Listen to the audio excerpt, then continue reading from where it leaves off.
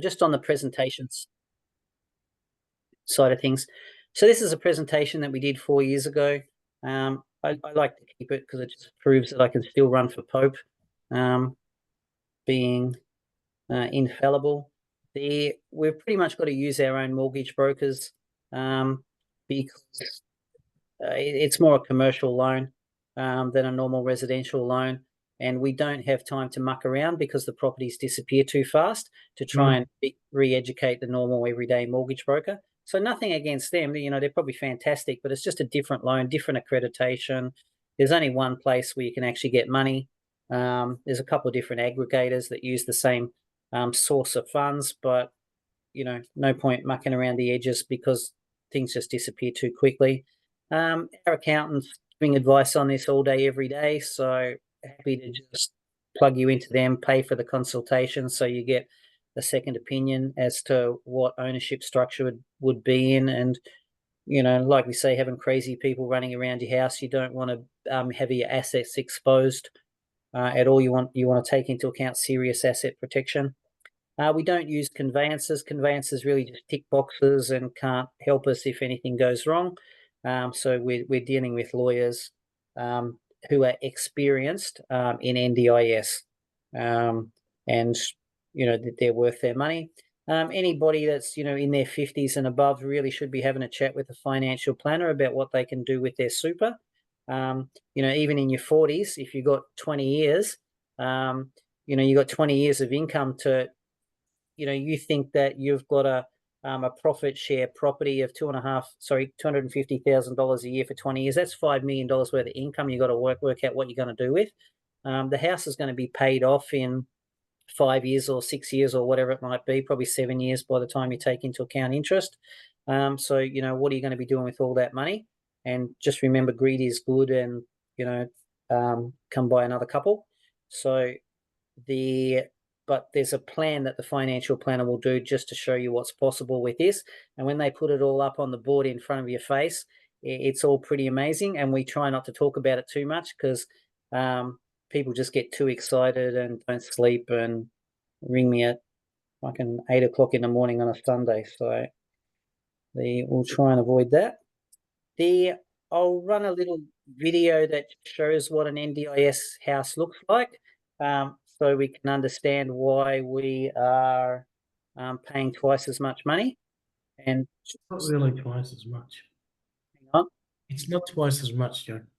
Hang on 2 seconds. Do you actually hear anything that was just being said? Yeah. Okay. And I said it's not twice as much. You said it's twice as much. I've got current pricing of a property in Officer, land, and I've got pricing of built. I was just checking that. There's not much difference with the house that just got sold in Officer. It's smaller, but there's not much price difference. And the content of that house, that the NDIS house, certainly does validate it. Look, I'm sure there is margin there, but no one's here for a pretty face. We're all here to make a dollar. But yeah.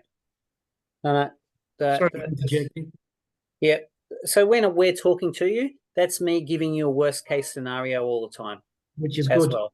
And that's why we say everything's worked out better than we told people.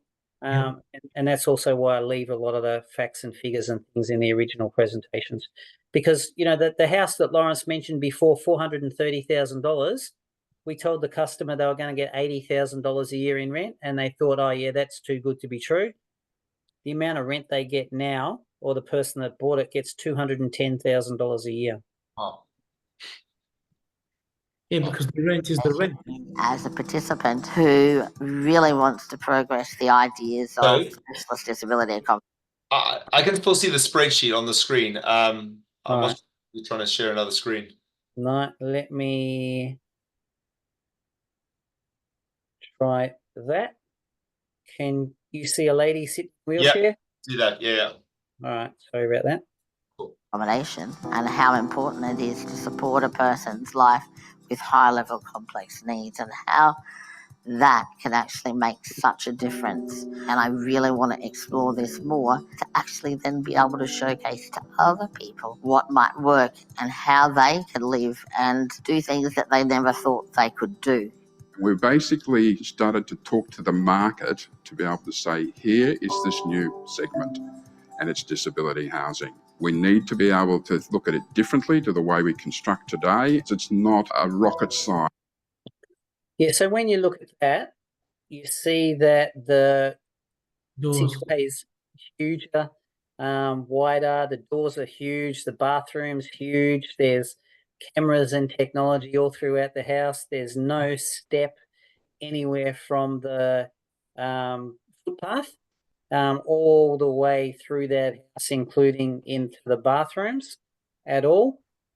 Perfectly flat. It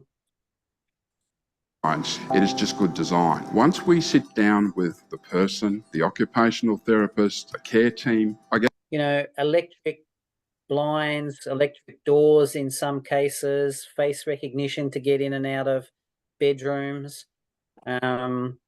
get an understanding of what the house and home needs to look like.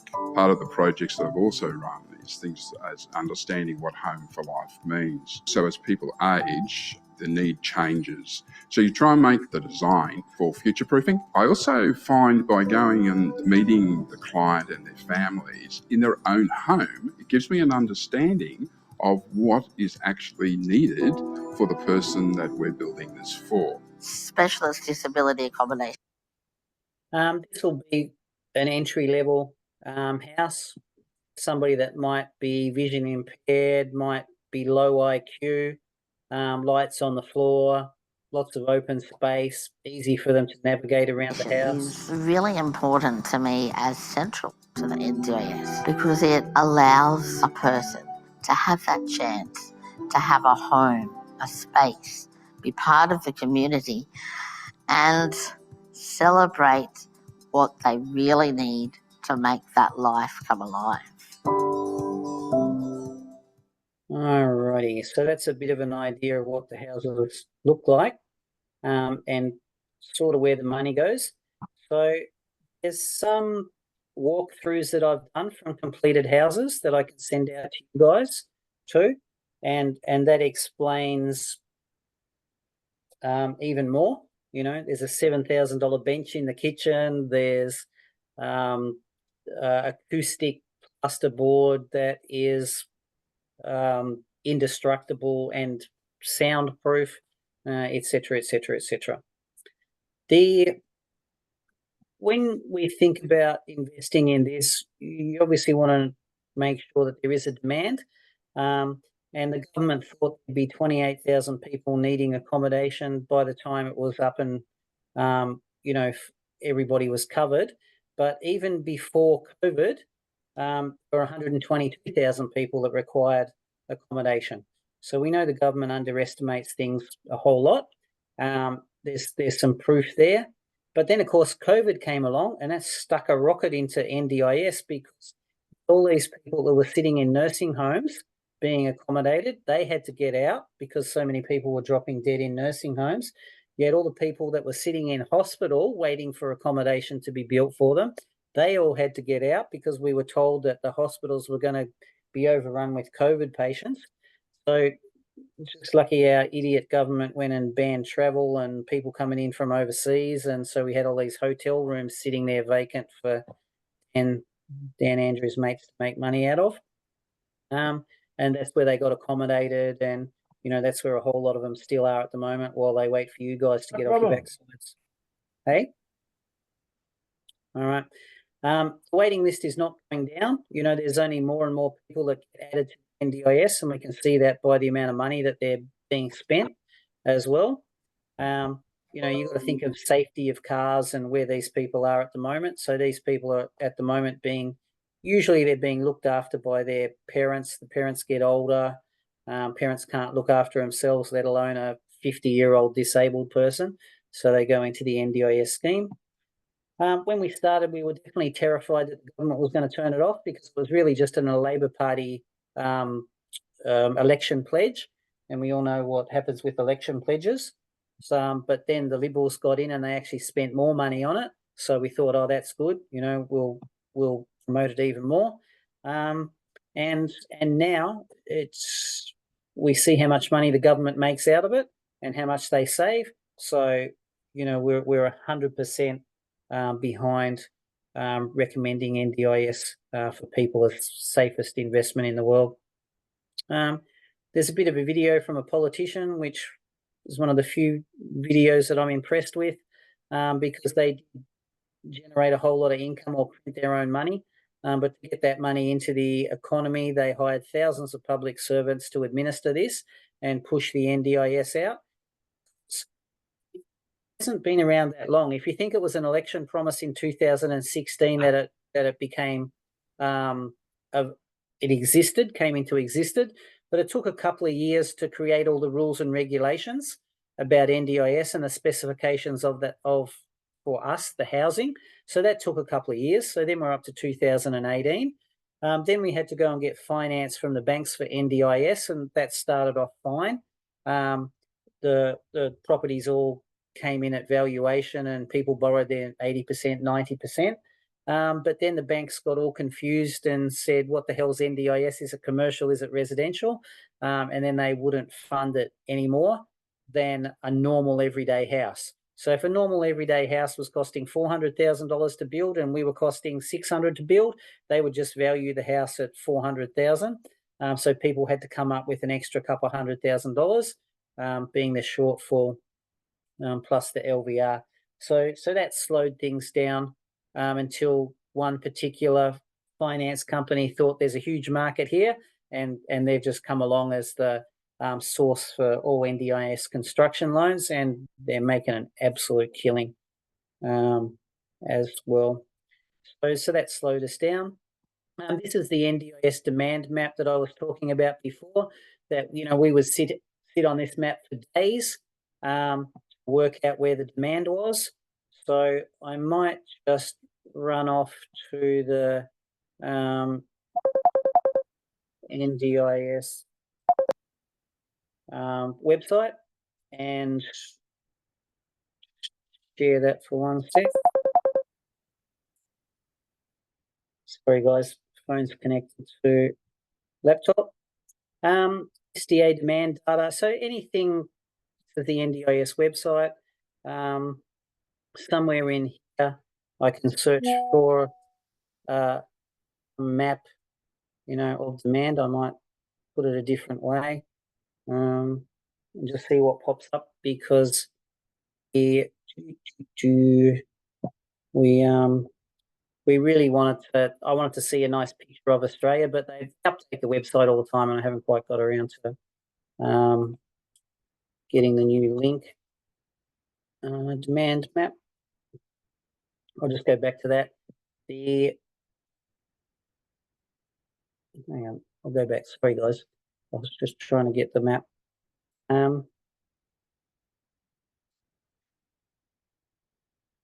What area? I think Navan's in Perth somewhere, Western Australia. So if we went over to Western Australia, we can have a look at any particular area to see what the demand is around that area. So whole of Perth, there's about 50 people that require and have got funding for NDIS. There's a lack of houses because we've got 38 people that are not spending their money at all. But in the whole of the CBD, that's probably not a very good place to be investing if there's only, you know, 50 people. So if you compare that to Ballarat. Oh, we'll go to Ballarat. Yeah. Where's Ballarat? Go to Ballarat, hour and a half out of Melbourne. All right, we've got 269 people in little Ballarat. And you know, there's 45 of them there, which is nearly the whole amount of Perth, waiting For a house. for a house. Yeah. All right. There's another 5 eligible, and they could be added to that list. Yeah. So, and just remember, these people are not getting their funding approved if an NDIS provider's got to pay a staff to put in an application for a house that doesn't exist either. So it does enable us to work out what the demand is, worst case scenario, and what areas to avoid. And I was interested to look at Perth and Western Australia because the land is very cheap in comparison. It's gone up a lot in recent times thanks to the property boom over there. But there's actually already more than enough houses being built in Western Australia to satisfy the demand in 42.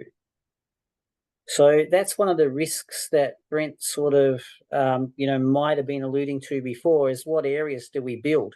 And I can tell you that we don't build in Western Australia because builders have got hold of the cheap land. They know that they can make a bigger margin, like John said, on NDIS. So they've gone nuts. And those investors are never, ever, ever going to have a participant in those areas. Tasmania is a great place to be investing for NDIS because, as we all know, there are lots of crazy people running around Tasmania. That's for sure.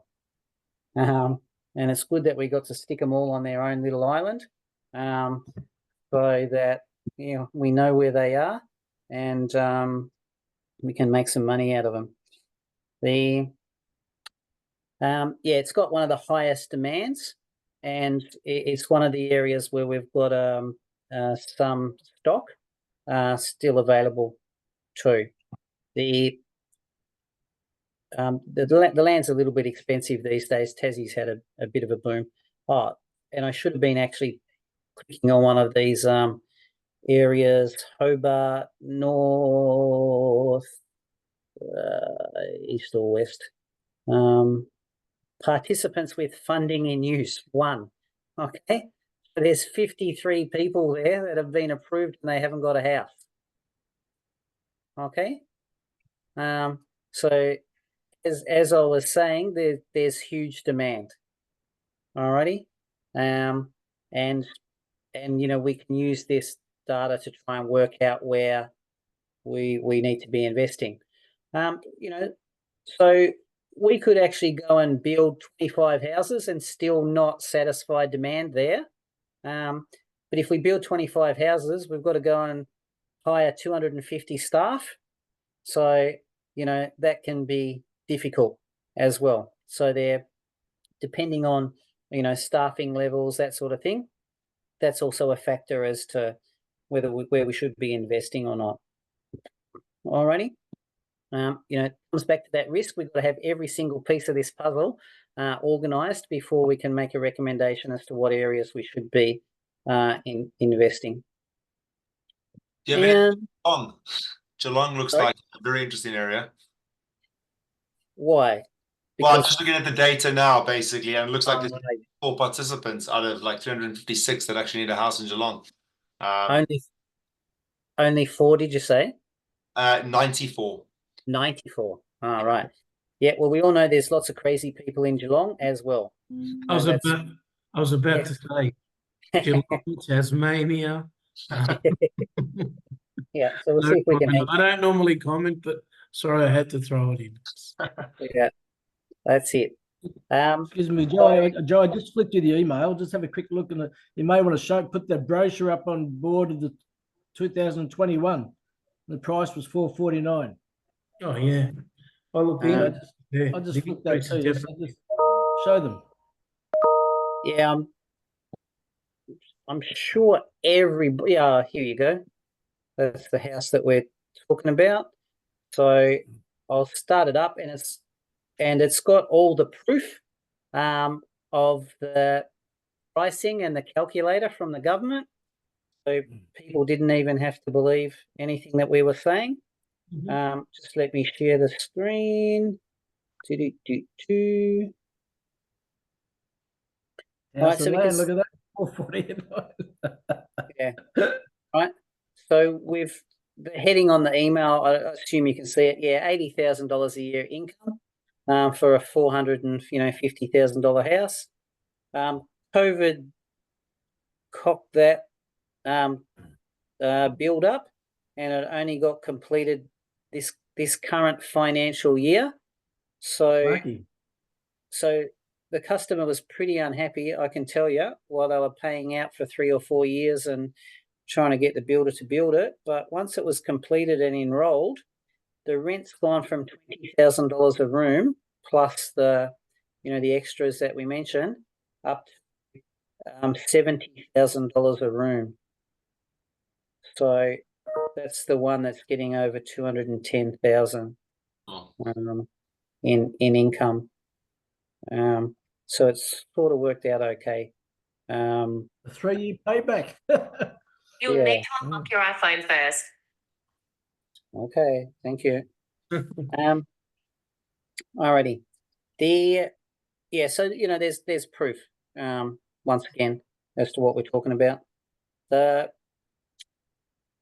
just flip back to presentation. It'll stop me waffling on too much and might prompt a few other questions from people. We mentioned that we really there's 4 different categories, which you'll see in a sec. We're really only building the 2 categories because one category will take care of the other. We can actually have 3 different people in that category. And then, of course, we've got the robust, which is the profit share deal. So robust, you're going into business with the NDIS provider. And that was, John was saying, what's the risk there? Well, the risk there is they make so much money and they just go sit on the beach all day. They've still got the participants. So somebody else is going to come along and take over those participants, considering we now know how much income the NDIS providers make out of, running these houses, which is enormous. High physical support houses are the other option that we're building because we can have the fully accessible or the improved livability people in those houses. And that rent is now $70,000 a room. That's about 80, and that's in the mid 80s. So none of our customers actually care whether they're getting $85,000 or $75,000 a room. It's still an enormous income that they're generating. We talked about the cost and why. It used to take a lot longer to get them built as well, so that meant that people needed to have a bit more buffer in their bank account and access to funds and redraw, etc., to get it all done, especially with the profit share, but that's not an issue anymore. And when we started, we were terrified of having vacant houses, but that's completely irrelevant these days as well, because we have the lease. The government knows that replacing a tenant can be not easy like a normal everyday investment property, so they actually pay us for 3 months. If somebody goes back to hospital, if they get moved out in a box, like Lawrence said, we're still getting the rent for 3 months as well while they get replaced. There's a calculator that tells us how much rent we're going to get, and that's just drop-down boxes, so we're not inventing anything. We are just having a look at whatever the government's already pre-filled in that those facts and figures are. So that's the spreadsheet. Like we were saying before this current financial year, rent might have only been $20,000. This year it might have gone up to $70,000. So people have done okay, depending on when the house was finished. We're pretty much always putting fire extinguishers in. Costs us maybe $40,000 or more, but we get if we have a look at the difference, there's $64,000 worth of income with fire extinguishers. Without fire extinguishers, there's $61,000, so we're getting $3,000 a year. If it costs us $40,000 to put in fire extinguishers, then it's going to take us 13, 14 years to get it paid back. So we would do it because the NDIS provider may not even rent a house if it doesn't have fire extinguishers and there's a risk of people burning to death in their beds. So we do get encouraged by the government to make money out of everything that they want. And, we do listen to what they want. So that's a house in Wollongong. If we build that same house in, let's say Geelong, we just have a look to see how much income we might get there. Yeah, it's about $20,000 less. So typically it's either less demand or the land's a whole lot cheaper, because the government takes into account, all the costs associated with building that house. We know exactly how much rent we're looking for. Nothing to do with me, John, anybody else. Government's telling us exactly where they need these houses built. And so then it's a matter for us to try and get the staff and everything else that's required, the land that's suitable, to get them built. Alrighty. Hang on, go back to presentation.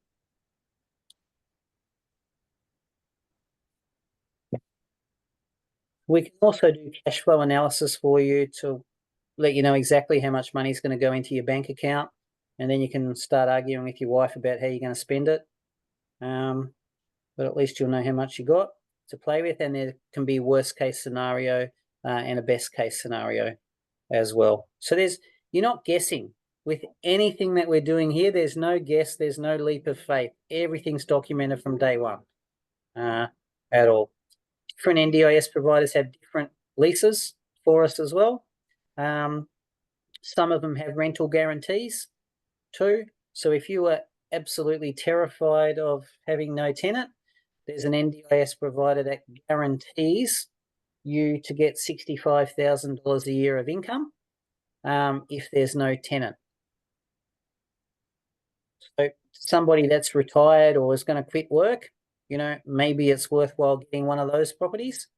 They're all around the $950,000 mark. They're in the southeastern suburbs of Melbourne, where there's a huge demand. The rent should be around $200,000 a year. But if you're worried, you'd go for one of those houses and you'd be getting over $1,200 a week no matter what. So we do have multiple options. You just tell us what you're most comfortable with. We're always going to make a recommendation as to what's the best, because it's our job to make you wealthier. And then the presentation has all the links to all the independent proof as well. So that's the overview. So any other questions for me? Would it be possible to get a copy of the presentation? Yeah. Awesome. Yep. So that'll go to John. He'll flick it out to you. It's got the links. It's got the proof. There'll be a whole lot of other additions to the updated proof as well. So that I typically show people like old rent, new rent, building costs, because our investors are getting a screaming bargain. If we look at what the government tells us it's going to cost to build one of these houses, we've seen that the building costs with a profit share was around the $600,000 to $700,000 mark. But here, for a robust house for two participants, the government says it's costing just under $1 million. We're charging you $600, $700. So we know that we're not going to have any problems with valuations. Exactly. We are very happy that the government's paying rent based on $1 million building cost. So yeah, we definitely take advantage of, I shouldn't say take advantage, but why not? You're not ripping it off. We're not ripping it. Take advantage of the opportunity. No, you got it right, Joe. Take advantage of it, because as you said when I first started and I came on board, it's not going to last forever, and it's not. This money, whoever gets these contracts will not last. Whoever gets them will get them, and I can assure you, because the demand is just skyrocketing because of mental health. This country, the biggest issue in health in Australia and the world is mental health. So the demand is going to be there. These contracts are very, very generous. Whoever gets one will be sitting on a gold mine. 30-year lease, 40-year lease at these returns, 20-year lease at these returns is astronomical. Where are we going to get the money to do this in 10 years' time? So whoever gets in, gets in. And if you're a smart operator and you know what you're doing, most of the people on these meetings know what they're doing. They've got money and they No, want they to... don't. They don't do it. Now, wait, Larry, let me finish. Most people we talk to don't do it. They're not smart at all. Well, I please, find These not smart. meetings, they're movers and shakers, Lawrence. Yeah, Yeah. I know, let but me yeah, just finish. Sorry, let me just I finish. talk to a lot of people. They don't do it. In this meeting. The situation here is that I'll find the right product. I'll get in. I'll keep one. I'll keep two. And you know what? If everything does turn over, this country has got so much migration coming in. If I pick the right property at the right location, I will not lose. Even if the income lasts for 5 or 8 years, I have made good income, and the capital growth and the capital value of this property, I can't lose. And if you're smart and strategic, you do that. I didn't know about NDIS. The house behind me, the house next door to me is NDIS. In Kew where I live, and I know a hell of a lot more, and when I say quite a lot more, and you do the equations. You pick the right product, you pick the right position, and when I say, what do you mean by right? What's right for you, where you see value? You pick that.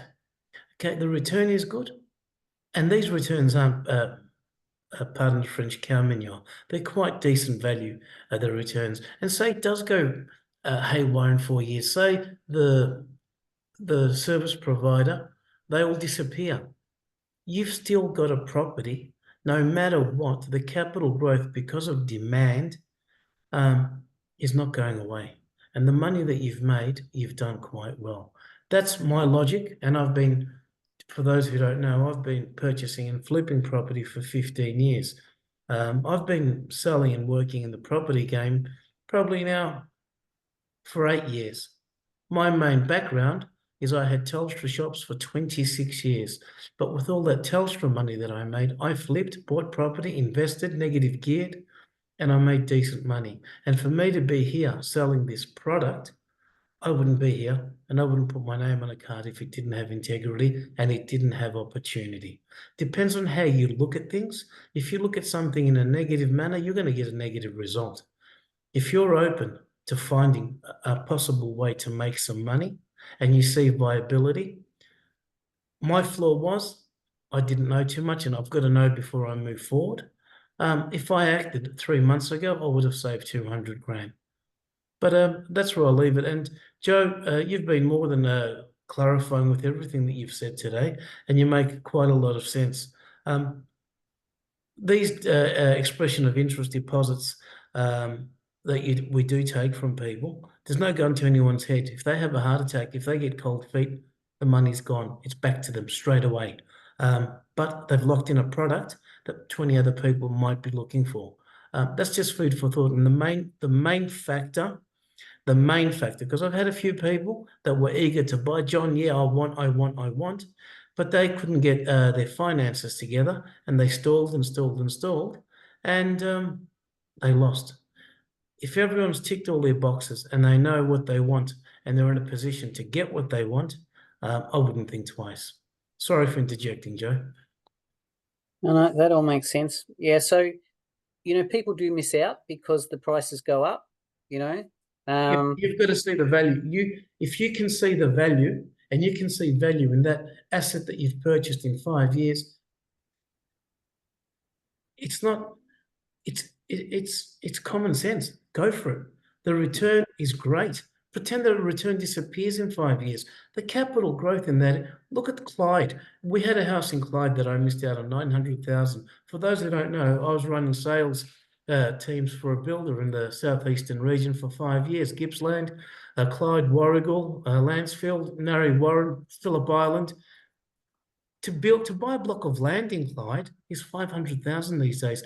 Smaller blocks are cheaper, but if you want to get a flat, decent block, you're not going to get it cheap.